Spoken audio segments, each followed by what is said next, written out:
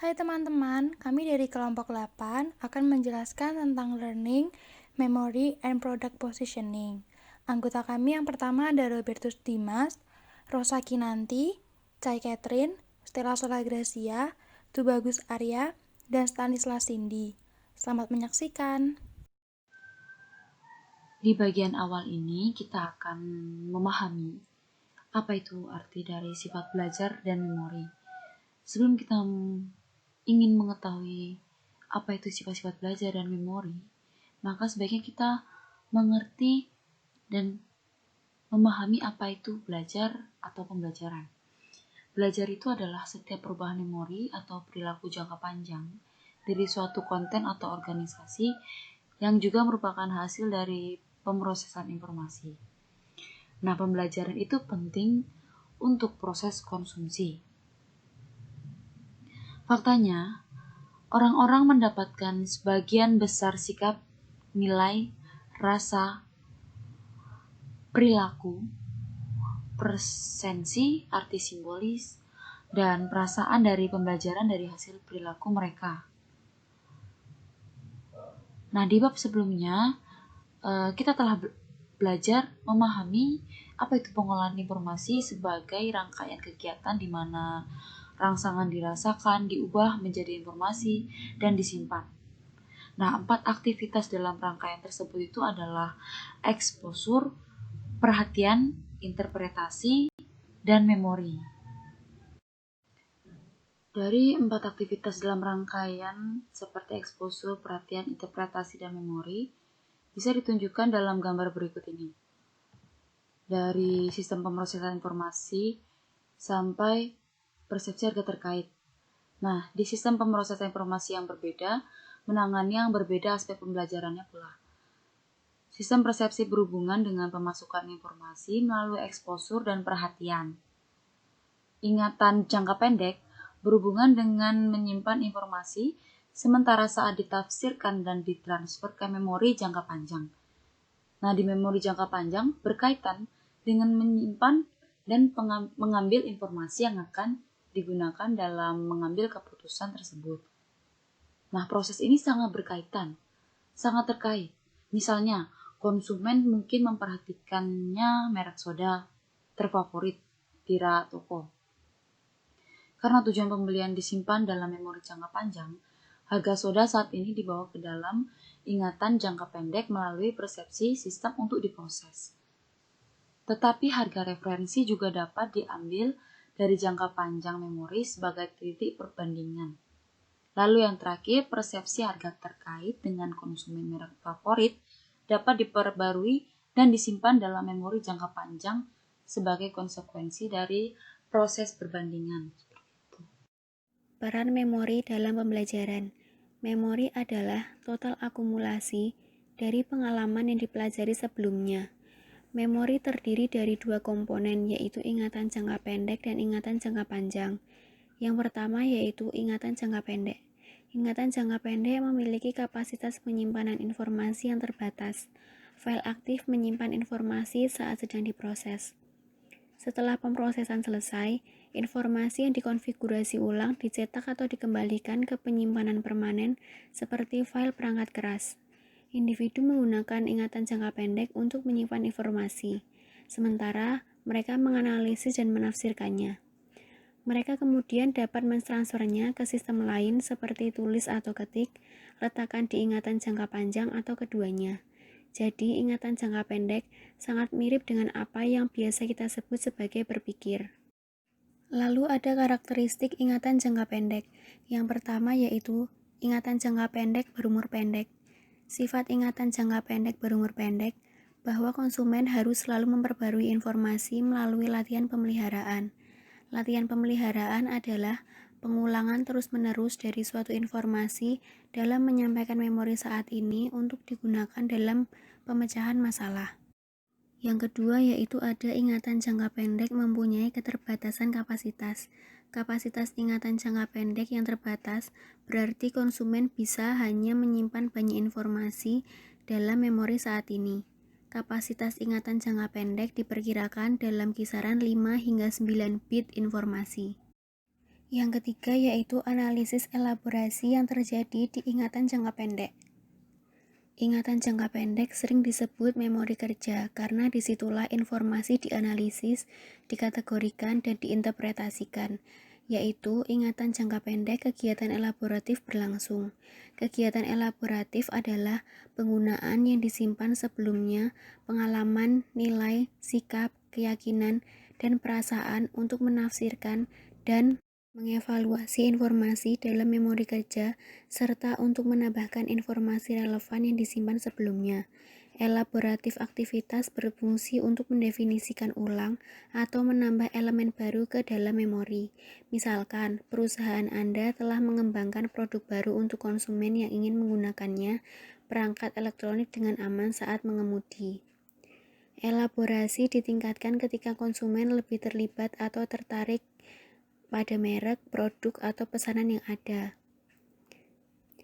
Elaborasi meningkatkan kemungkinan bahwa informasi akan ditransfer ke ingatan jangka panjang dan diambil di lain waktu dengan meningkatkan perhatian pemrosesan yang diarahkan pada informasi itu dan dengan membangun hubungan yang berarti antara informasi baru dan yang sudah ada informasi. Yang kedua yaitu ingatan jangka panjang. Ingatan jangka panjang adalah tempat penyimpanan yang memiliki kapasitas tidak terbatas dan permanen. Ingatan jangka panjang dapat menyimpan berbagai jenis informasi seperti konsep, aturan keputusan, proses, dan keadaan afektif seperti emosional. Pemasar sangat tertarik pada memori semantik dan memori episodik. Memori semantik yaitu pengetahuan dasar dan perasaan yang dimiliki seseorang tentang suatu konsep. Lalu memori episodik, yaitu ingatan dari urutan peristiwa di mana seseorang berpartisipasi. Terdapat 3 struktur dalam ingatan jangka panjang. Yang pertama ada skema. Konsep maupun episode memperoleh kedalaman makna dengan menjadi terkait dengan konsep dan episode lain. Memori skematis adalah jaringan asosiasi kompleks. Sumber dari beberapa skema adalah pengalaman pribadi, tetapi aspek lainnya mungkin sepenuhnya atau sebagian didasarkan pada aktivitas pemasaran. Memori skematis dari sebuah merek adalah seperti citra merek. Yang kedua ada naskah. Memori tentang bagaimana urutan tindakan harus terjadi, seperti membeli dan minum minuman ringan untuk menghilangkan dahaga. Itu adalah jenis skema yang dikenal sebagai skrip. Skrip adalah penting bagi konsumen untuk berbelanja secara efektif. Yang ketiga yaitu pengambilan dari ingatan jangka panjang. Kemungkinan dan kemudahan informasi yang dapat ditarik kembali dari ingatan jangka panjang disebut aksesibilitas. Dengan demikian, aksesibilitas bisa ditingkatkan dengan latihan, pengulangan, dan elaborasi. Selain itu, aksesibilitas berkaitan dengan kekuatan dan jumlah hubungan yang masuk. Intinya, ketika sebuah konsep dikaitkan dengan konsep lain dalam memori, aksesibilitasnya meningkat sebagai hasil dari beberapa jalur pengambilan. Jadi, elaborasi meningkatkan pengambilan dengan membuat jaringan asosiatif yang kaya. Lalu ada aksesibilitas terkait dengan kekuatan dan keterarahan dengan keterkaitan yang lebih kuat dan lebih langsung menjadi lebih mudah diakses. Halo semuanya, saya Rosa Kinanti, NIM 182214052 akan melanjutkan presentasi. Topik selanjutnya adalah mengenai belajar di bawah keterlibatan tinggi dan juga keterlibatan rendah. Topik yang akan kita bahas bersama akan terbantu dengan menjawab pertanyaan bagaimana konsumen bisa mengetahui bahwa harga-harga di Walmart itu tergolong murah. Jika refleksi itu bisa terjawab, maka kita bisa tahu bahwa refleksi itu mengungkapkan bahwa setiap orang itu memiliki cara yang berbeda untuk mempelajari berbagai hal. Atau contoh kasus lain seperti saat seseorang tidak begitu concern terhadap tren atau mode pakaian yang sedang hype, tapi dia bisa tahu tren apa saja yang sedang happening. Itu disebabkan karena dia selalu melihat informasi atau iklan yang berkaitan dengan tren busana atau berpakaian, sehingga dia menjadi tahu apa saja tren yang sedang terjadi. Jika kita membahas hal tersebut, kita tidak bisa lepas dari istilah keterlibatan konsumen. Keterlibatan konsumen sendiri dibagi menjadi dua, yaitu keterlibatan tinggi dan keterlibatan rendah. Keterlibatan tinggi terjadi saat konsumen itu memiliki motivasi untuk mempelajari suatu hal, sedangkan keterlibatan rendah terjadi saat konsumen tidak begitu peduli terhadap informasi yang mungkin saja dia perlukan. Seperti yang bisa dilihat pada slide ini, keterlibatan tinggi dicontohkan dengan sebuah iklan, yaitu iklan VIL Pro. Iklan ini mengasumsikan keterlibatan tinggi. Bisa kita lihat sekilas bahwa iklan tersebut mengungkapkan banyak sekali informasi yang cukup detail. Sedangkan pada keterlibatan rendah kita bisa lihat melalui iklan Champels Select yang secara visual tidak begitu banyak menampilkan informasi, tapi berfokus pada model. Dalam topik ini kita akan mengenal istilah mengenai pengkondisian.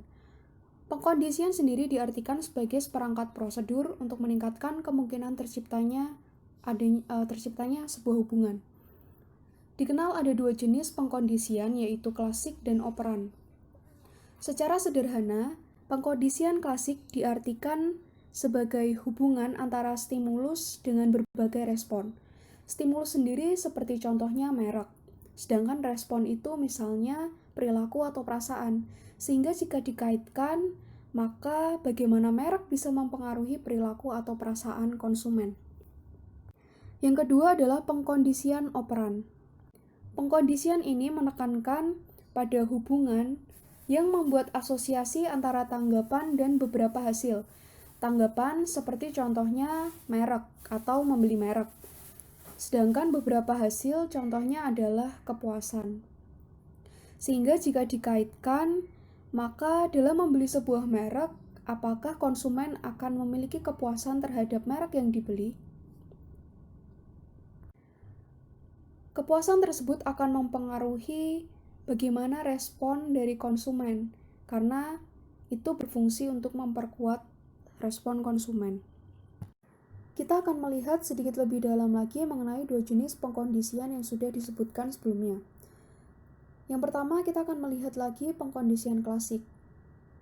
Pengkondisian klasik merupakan proses dalam menggunakan hubungan yang mapan antara satu stimulus dan respon untuk menghasilkan pembelajaran berupa tanggapan yang sama terhadap stimulus yang berbeda. Kita bisa melihat grafik pada slide yang sudah disediakan pada figur 9.4. Saya akan mengambil contoh bagaimana sebuah musik yang populer bisa mempengaruhi perasaan positif dan respon positif dari konsumen. Musik kita asumsikan sebagai suatu stimulus, dan perasaan menyenangkan merupakan respon yang ditunjukkan oleh konsumen untuk menghasilkan pembelajaran tanggapan yang sama, yaitu berupa perasaan senang terhadap stimulus yang berbeda. Stimulus yang berbeda itu bisa kita asumsikan berupa merek. Terkait dengan contoh yang sudah saya sebutkan tadi, kita juga bisa melihat contoh yang lebih spesifik. Saat kita mendekati musim Natal, kita melihat banyak sekali toko-toko pernak-pernik Natal, di mana toko-toko yang memutarkan lagu-lagu bernuansa Natal akan menimbulkan respon emosional terkait dengan memberi dan berbagi, dan juga berkaitan dengan vibe dari Natal itu sendiri. Kondisi ini bisa mempengaruhi emosi dari calon konsumen, sehingga mereka memiliki kecenderungan untuk membeli produk yang dijual. Jenis kedua yaitu pengkondisian operan. Pengertian dari pengkondisian operan adalah pengkondisian yang mengharuskan konsumen untuk terlibat pada tahapan pertama. Dan keterlibatan ini adalah keterlibatan yang disengaja. Yang harus diingat adalah semakin sering suatu tanggapan diperkuat, maka semakin besar kemungkinannya juga konsumen akan mengulangi konsumsi produk di masa mendatang. Saya akan memberikan contoh produk camilan bernama berondong-berondong beras dari Pacific Snacks. Produk ini akan menjalankan alur-alur sesuai dengan figur 9.5 yang ada di slide. Bagaimana Pacific Snacks ini bekerja? Kita membayangkan diri kita sebagai pemasar yang ingin memasarkan produk ini. Kita meyakini bahwa produk kita memiliki rasa yang ringan dan segar dan pasti disukai konsumen. Tapi pertanyaannya adalah bagaimana kita bisa mempengaruhi mereka untuk belajar mengkonsumsi produk kita? Yang bisa dilakukan adalah mendistribusikan sejumlah sampel gratis, baik itu melalui pos atau dibagikan saat konsumen berbelanja di mall atau di toko-toko. Maka itu menjadi alur pertama berupa stimulus. Produk ini memberikan stimulus berupa sampel gratis. Lalu pada alur kedua, konsumen akan mencoba produk dari kita berupa sampel yang sudah dibagikan. Hal itu merupakan respon yang diinginkan. Lalu yang berikutnya, ada hal-hal positif yang bisa menjadi penguat seperti fakta bahwa memang produk kita memiliki rasa yang enak. Itu menjadi penguat yang positif berupa perasaan senang dan positif terhadap produk. Dan alur yang berikutnya adalah kemungkinan konsumen untuk bisa mengonsumsi kembali atau meningkatkan intensitas konsumsinya di masa mendatang. Ada 2 contoh di slide yang saya tampilkan, seperti Oreo yang memang memberikan sampel gratis untuk produknya berupa varian baru. Ada juga produk dari mie sedap yang mengeluarkan varian baru dengan memberikan promo beli 3 gratis 1. Itu merupakan cara-cara yang dipakai untuk mendorong respon dari konsumen. Bisa dengan memberikan diskon atau memberikan sampel gratis dan sebagainya. Contoh dari produk camilan yang sudah saya sampaikan tadi juga menggambarkan mengenai bagaimana proses pembentukan perilaku pembelian suatu produk.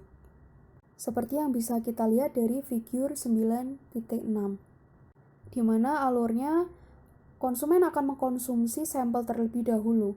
Lalu yang kedua, dia akan mulai melakukan pembelian dengan diskon misalnya atau dengan kupon. Dan yang terakhir, dia akan melakukan pembelian ulang lagi tetapi dengan harga yang penuh. Selanjutnya adalah topik mengenai pembelajaran kognitif. Pembelajaran kognitif sendiri merupakan semua aktivitas yang berkaitan dengan mental manusia dalam memecahkan suatu masalah atau dalam mengatasi suatu situasi. Hal itu bisa melibatkan belajar ide, konsep, sikap, dan fakta. Ada 3 jenis pembelajaran kognitif, yaitu pembelajaran hafalan ikonik, pembelajaran atau pemodelan perwakilan, dan penalaran analitis. Kita akan mempelajari lebih dalam mengenai jenis-jenis pembelajaran kognitif. Yang pertama adalah pembelajaran hafalan ikonik. Pembelajaran hafalan ikonik mempelajari konsep atau hubungan antara 2 atau lebih konsep tanpa adanya pengkondisian. Sebagai contoh, mungkin kita akan melihat iklan yang menyatakan bahwa ketoprofen adalah obat sakit kepala. Iklan ini memunculkan konsep baru bahwa ketoprofen itu merupakan obat sakit kepala. Tetapi dari pernyataan iklan ini tidak menampilkan adanya stimulus, baik itu klasik maupun operan, sehingga dinyatakan bahwa konsep ini merupakan konsep tanpa adanya pengkondisian. Pembelajaran hafalan ikonik biasanya melibatkan konsumen yang merupakan konsumen dengan keterlibatan rendah. Lalu, melalui pembelajaran menghafal ikonik, konsumen dapat terbentuk keyakinannya terhadap karakteristik atau atribut suatu produk tanpa menyadari sumber informasinya. Sehingga pembelian suatu produk itu didasarkan atas keyakinan dari konsumen itu sendiri. Yang kedua adalah pembelajaran atau pemodelan perwakilan. Di sini konsumen tidak perlu mengalami secara langsung berkaitan dengan hadiah atau mungkin hukuman dalam tanda kutip. Mereka dapat menggunakan perumpamaan untuk mengantisipasi hasil dari berbagai tindakan. Seperti contoh iklan dari iRobot. Iklan ini mengungkapkan bahwa mungkin waktu kita berpindah rumah menjadi momen yang ribet. Di sini ditekankan bahwa iRobot bisa mengatasi keribetan itu. Pada iklan ini tidak hanya menyampaikan informasi dan memperoleh perasaan dari konsumen saja, tapi bisa membantu konsumen untuk memeriksa kembali apakah keyakinannya itu benar atau tidak. Seperti dalam konteks iklan ini, konsumen meyakini bahwa waktu-waktu atau momen berpindah rumah itu adalah momen-momen yang menyebalkan.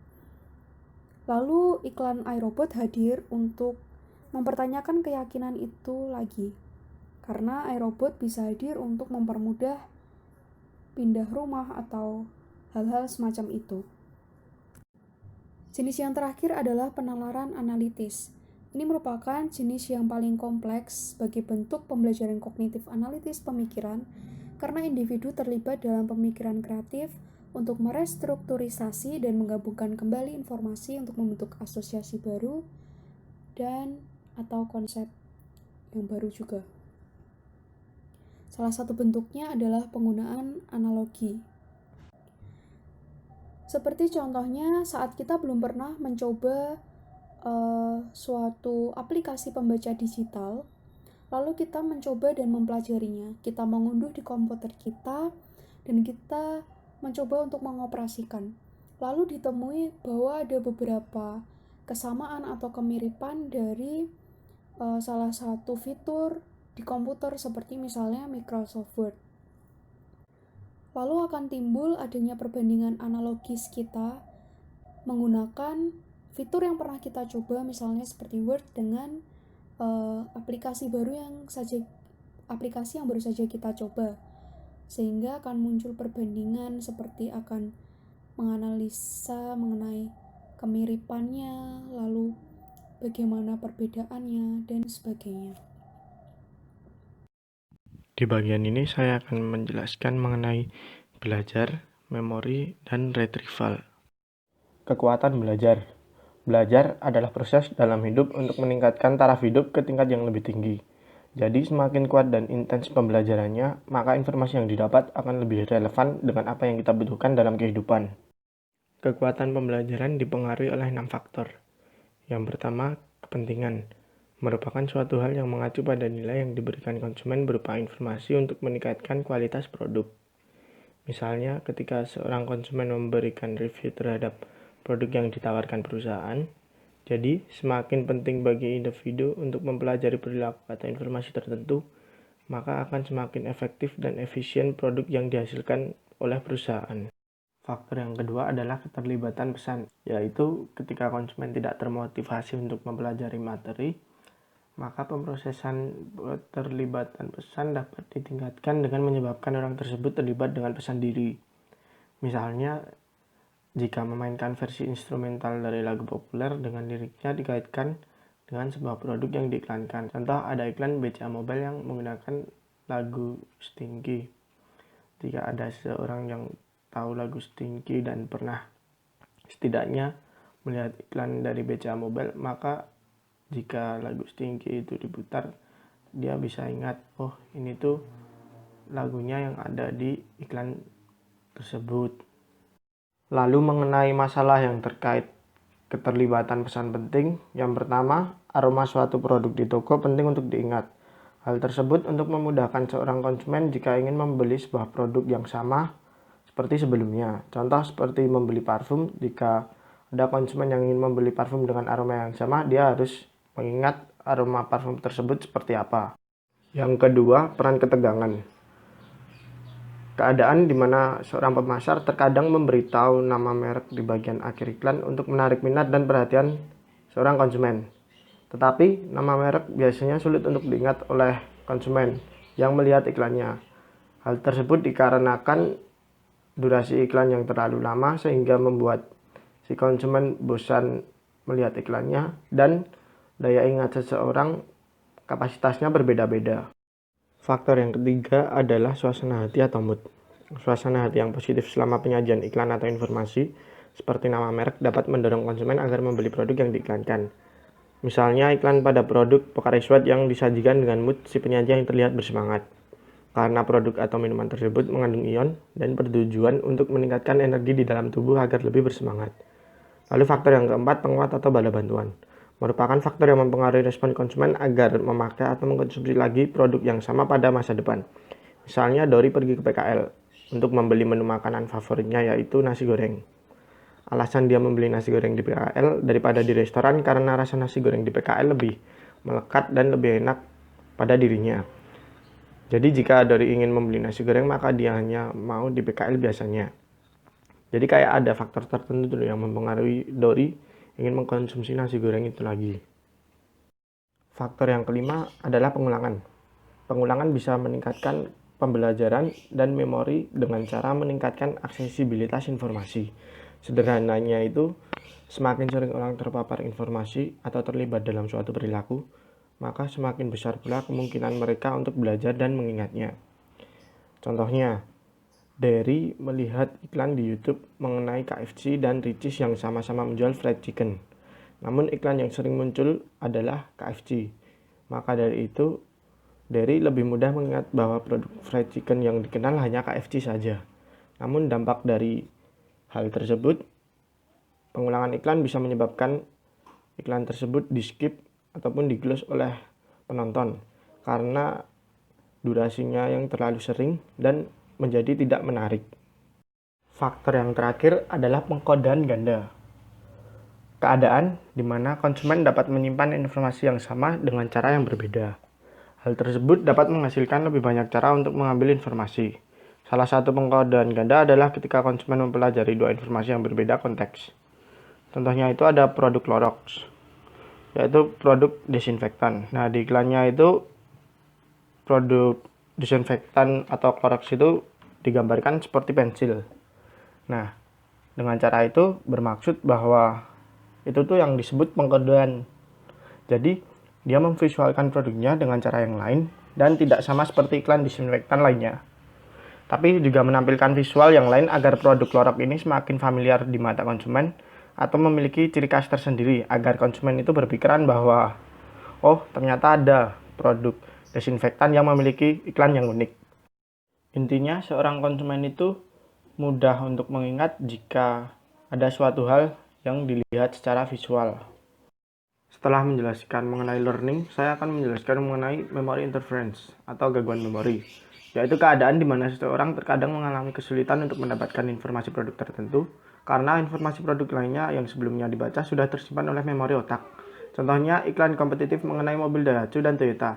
Ada beberapa model kedua mobil tersebut sama dan susah untuk dibedakan, seperti mobil Xenia yang dimiliki oleh Daihatsu dan mobil Avanza yang dimiliki oleh Toyota, yang memiliki kemiripan pada bentuknya, jadi sulit untuk membedakan. Terkadang kita sebagai orang awam juga salah membedakan mereknya. Hal tersebut bisa menyebabkan gangguan terhadap memori otak. Selanjutnya saya akan menjelaskan mengenai hal-hal apa saja yang bertujuan untuk mengurangi gangguan kompetitif sebagai pemasar. Yang pertama, menghindari iklan bersaing, yaitu menghindari iklan produk sendiri muncul di kumpulan iklan yang memiliki produk sejenis dengan para pesaingnya. Bahkan beberapa perusahaan rela untuk membayar mahal agar produk yang ditawarkan oleh perusahaan itu diiklankan secara eksklusif dan secara tersendiri tanpa ada produk dari para pesaingnya. Lalu yang kedua, memperkuat pembelajaran awal, yaitu meningkatkan kekuatan awal belajar karena pembelajaran yang lebih kuat cenderung kurang mengalami gangguan memori. Bukti untuk nilai dari strategi ini berasal dari fakta bahwa gangguan memori kurang terasa ketika produk yang dipasarkan memiliki keterlibatan tinggi di sebuah pasar, dan jika mereknya sudah sangat dikenal, maka konsumen akan mudah mengingat produknya itu. Contohnya seperti merek Nike sendiri. Nah, gangguan memori yang dihadapi oleh konsumen tidak akan terasa karena Nike sendiri sudah memiliki nama yang sudah sangat populer di kalangan masyarakat.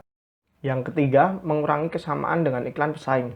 Iklan dalam kelas produk yang sama dapat meningkatkan gangguan memori. Dalam kesamaannya, misalkan memiliki background iklan yang sama, seperti gunung, yang menandakan bahwa itu iklan dari produk minuman Aqua dan produk minuman Le Minerale. Hal tersebut bisa menyebabkan gangguan memori karena bisa saja seorang konsumen terbalik untuk membeli produk yang diinginkan karena memiliki kesamaan background yang terlihat secara visual. Maka dari itu, sebuah logo dari produk harus dibedakan dan jangan disamakan dengan produk yang sudah ada. Lalu yang keempat, memberikan isyarat pengambilan eksternal. Isyarat pengambilan menyediakan jalur eksternal ke informasi yang disimpan dalam memori. Alasan mengapa merek produk sangat penting karena mereka bisa berfungsi sebagai pengingat untuk konsumen supaya tidak lupa dengan produknya. Selain nama produk ataupun merek, biasanya pemasar juga memberikan faktor-faktor eksternal agar produknya itu mudah diingat oleh konsumen. Contohnya seperti produk Oatmeals yang memiliki background di kemasan itu gambar pemandangan. Bisa saja jika seorang konsumen lupa akan nama dari produk Oatmeals ini, dia malah mengingat melalui background yang dilihat pada bungkus kemasannya. Setelah membahas mengenai learning dan memori, selanjutnya saya akan menjelaskan tentang lingkungan respon atau retrieval. Nah, retrieval ini juga dipengaruhi oleh kesamaan lingkungan untuk menjual produk dan menunggu pengambilan atau respon seorang konsumen terhadap produk yang dijual. Intinya adalah bagaimana pemasar bisa menempatkan produk yang dijual di tempat yang sesuai agar konsumen bisa menemukan produknya dengan mudah. Saya mengambil contoh produk permen Mentos. Nah, produk permen Mentos ini kan pasti dijualnya hanya di tempat atau di toko-toko retail. Jadi lingkungan yang digunakan itu sudah benar. Lalu jika lingkungan yang digunakan itu sudah benar, kita sebagai pemasar hanya tinggal menunggu respon dari seorang konsumen apakah konsumen itu akan membeli permen Mentos itu atau tidak. Selanjutnya, saya akan membahas tentang gambar merek dan posisi produk. Pertama, citra merek. Citra merek mengacu pada memori skematis suatu merek. Hal ini berisi target pasar tentang interpretasi atribut produk, manfaat, situasi penggunaan, pengguna, dan pabrikan atau karakteristik pemasar. Itulah yang dipikirkan dan dirasakan orang ketika mereka mendengar atau melihat suatu merek atau nama. Citra merek adalah perhatian utama para pemasar di barang industri dan konsumen. Merek sebagai faktor penggerak konsumen dalam mengambil keputusan pembelian, dan hal ini menjelaskan mengapa citra merek produk yang kuat cenderung menjadi perusahaan yang dapat memimpin pasar dalam hal ini yakni penjualan dan keuntungan. Contohnya dari perusahaan Nike. Hal yang pasti orang pikirkan ketika melihat nama atau merek dari Nike, pasti mereka akan berpikir bahwa produk Nike ini adalah produk yang premium, berkualitas, dan juga superior. Hal ini dilihat karena produk-produk yang dikeluarkan oleh Nike selalu dipakai oleh atlet-atlet dan pasti selalu bisa dinilai bahwa hal itu berkualitas hingga sering banget dipakai oleh para atlet. Kemudian dari sini juga dilihat Nike sebagai produsen sepatu selalu melakukan inovasi terdepan dan selangkah di antara produsen sepatu lainnya. Contohnya, Nike selalu mengadakan atau membuat inovasi terbaru, sehingga orang-orang selalu menganggap Nike bahwa Nike adalah sebuah produsen perusahaan sepatu yang berada di depan dan selalu menghasilkan kualitas barang yang superior. Sehingga jika seseorang ingin membeli sepatu yang bersifat berkualitas dan superior, pasti mereka akan memikirkan untuk membeli produk dari Nike. Sebenarnya, citra merek sangat membantu produk, tetapi terkadang citra merek juga dapat menghalangi produk atau memberikan kesan yang negatif. Contohnya, Produsen coklat Hershey baru-baru ini mencoba memasuki pasar coklat kelas atas atau premium dengan nama Cacao Reserve by Hershey. Namun, produk ini tidak memiliki kinerja yang baik dan tidak laku di pasaran. Hal ini karena kemungkinan besar para konsumen tidak menyamakan Hershey dengan merek coklat premium lainnya. Kita tahu bahwa Hershey itu memiliki citra yang kuat sebagai coklat, tetapi citra Hershey ini dikenal hanya sebagai coklat dari kalangan biasa-biasa saja, sehingga hal ini menghalangi pergerakan dari coklat Hershey tersebut untuk merambah ke pasar premium. Selanjutnya, penempatan produk. Penempatan produk adalah keputusan pemasar untuk mencoba mencapai citra merek yang mereka tentukan terhadap persaingan dalam segmen pasar. Artinya, pepasar memutuskan apa yang mereka inginkan, bagaimana anggota atau segmen-segmen pasar untuk berpikir dan merasakan dengan cara tertentu tentang merek mereka dibandingkan dengan merek-merek pesaing. Pemosisian produk memiliki dampak besar pada kesuksesan merek jangka panjang. Dengan anggapan, perusahaan dapat menciptakan posisi yang diinginkan di benak konsumen. Masalah utama dalam positioning berkaitan dengan kebutuhan merek untuk menciptakan posisi produk yang membedakan mereka dari pesaing dengan cara yang berarti bagi konsumen. Merek yang gagal membedakan diri sendirinya dari pesaing lainnya umumnya akan merasa sulit untuk menghasilkan minat dan susah untuk menaikkan penjualan. Contohnya di sini adalah Lion Air. Tiket pesawat terkenal dengan harga yang relatif mahal, dan tidak semua orang dapat membeli tiketnya. Kemudian, Lion Air muncul dengan tagline "We make people fly", dan mereka mengeluarkan harga-harga tiket pesawat yang lebih murah daripada maskapai atau pesaing yang lainnya. Dari tagline ini, Lion Air mengklaim bahwa siapapun bisa merasakan pengalaman terbang dan menaiki transportasi pesawat terbang, baik dari kalangan manapun saja, dari kalangan atas, kalangan menengah, maupun kalangan bawah. Jadi, hingga saat ini, jika orang-orang mendengar tentang Lion Air, maka orang-orang akan berpikir bahwa harga tiket yang murah itu pasti dimiliki oleh Lion Air daripada tiket-tiket dari harga maskapai atau pesaing-pesaing lainnya. Dan pasti siapapun bisa membelinya dan bisa merasakan pengalaman menaiki pesawat terbang. Selanjutnya, reposisi produk.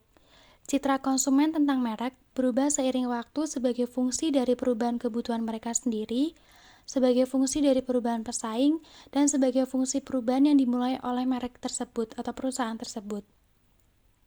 Jadi, ketika ada perubahan fungsi produk menjadi fungsi lainnya, itu bisa dinamakan reposisi produk. Contohnya di sini produk merek rokok Marlboro. Ketika pertama kali memasarkan rokok, perusahaan rokok ini menargetkan pasar wanita, di mana pesan-pesan yang disampaikan melalui iklannya menggambarkan wanita yang merokok Marlboro sebagai adalah wanita yang classy dan juga gorgeous. Namun, setelah beberapa saat mereka berada dalam pasar kompetisi rokok, mereka mengalami penurunan penjualan. Hal ini karena banyak pria yang malu dan merasa gengsi ketika mereka harus mengkonsumsi produk-produk rokok yang bersifat feminim. Lantas, Marlboro ini melakukan rombak dan melakukan repositioning. Kali ini mereka melakukan repositioning yaitu menargetkan produk rokok Marlboro ini untuk laki-laki. Sehingga Marlboro memperkenalkan Marlboro Man, yaitu laki-laki yang maskulin dan juga jantan sedang mengkonsumsi produk rokok Marlboro. Di sini mereka menggunakan laki-laki yang maskulin digambarkan sebagai koboi. Karena mereka melakukan repositioning ini, lantas penjualan mereka meningkat dan mereka mendapatkan keuntungan. Repositioning ini berhasil dilakukan karena produk Marlboro menjadi lebih terkenal dan lebih meningkatkan penjualannya daripada ketika mereka menargetkan wanita untuk rokok ini. Ekuitas merek dan leverage merek. Ekuitas merek adalah nilai yang diberikan konsumen pada merek di atas dan di luar fungsional karakteristik produk. Misalnya, banyak orang membayar premi yang signifikan aspirin bayar relatif terhadap menyimpan merek aspirin, meskipun secara kimiawi identik. Ekuitas merek hampir identik dengan reputasi merek. Ekuitas merek didasarkan pada posisi produk merek. Seorang konsumen yang percaya bahwa suatu merek memberikan kinerja yang unggul, menarik untuk digunakan, dan diproduksi oleh suatu perusahaan dengan nilai-nilai sosial yang sesuai cenderung bersedia membayar premium untuk merek, untuk bersusah payah mencari dan membelinya, merekomendasikannya kepada orang lain, untuk memaafkan kesalahan atau cacat produk, atau untuk terlibat dalam perilaku yang menguntungkan perusahaan yang memasarkan merek. Sumber nilai lain untuk citra merek adalah bahwa konsumen mungkin menganggap yang menguntungkan aspek gambar yang terkait dengan produk yang ada akan diterapkan ke produk yang baru dengan nama merek yang sama.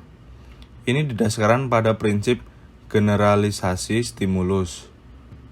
Pengungkit merek sering disebut merek keluarga, perluasan merek, atau umbrella branding.